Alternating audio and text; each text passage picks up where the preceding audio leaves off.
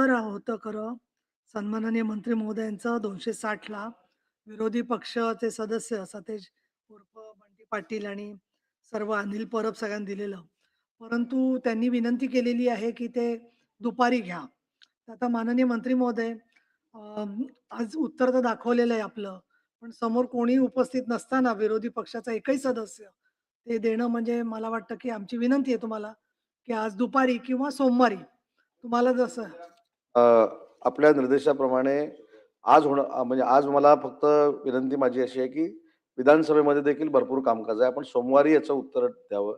परंतु ज्यावेळी एखादा मंत्री विधानसभेमध्ये असतो किंवा यायला 2 मिनिटं किंवा 1 मिनिटं उशीर होतो, तेवढा आकांडतांडव करतात ही लोकं.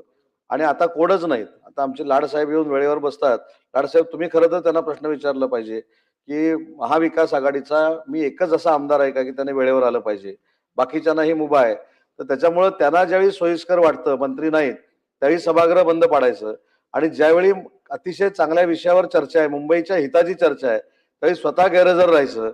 ही प्रथा देखील सभापती महोदया बंद झाली पाहिजे. मला असं वाटतं गटनेत्यांच्या मीटिंगमध्ये दरेकरजी आपण असतोच नेहमी. तर आज तर असूच, परंतु सोमवारी ज्यावेळेला सर्व विरोधी पक्षाचे सदस्य असतील, तर त्यावेळेला आपण याच्याबद्दलची भूमिका सांगू शकतो. आपले पण अतिशय मैत्रीपूर्ण संबंध आहेत विरोधी पक्षाशी. त्यामुळे आपण जास्त कठोर शब्द वापरत नाहीये. परंतु त्यांच्याबद्दल आपण जी सुसंस्कृत भूमिका घेतोय, त्याची जाणीव त्यांनी ठेवली तर चांगलं होईल असं मला वाटतं. आणि दुसरी आमची विनंती आहे, की एक प्रस्ताव यांचा दावोस आणि याच्यामध्ये जे आपण कार्य केलं त्याबद्दलचा त्यांचा प्रस्ताव आहे. तर तो त्यांना सुरू करून त्यांना आता जर का दिला, तर आम्ही शुद्धीपत्रक काढलेलं आहे आजच्या बिझनेसचं. तर ते बोलू शकतात का? तर असं तुमचं सहकार्य मिळालं तर चांगलं होईल.